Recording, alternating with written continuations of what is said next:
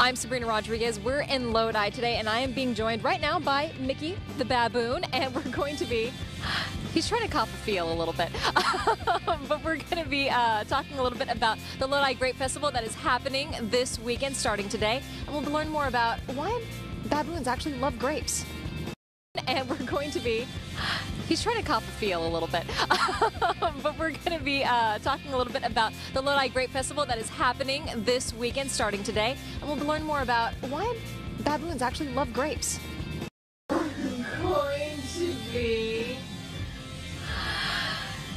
he's trying to cop a feel a little bit,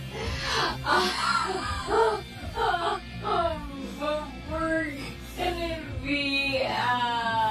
talking a little bit about the Lodi Grape Festival that is happening this weekend starting today.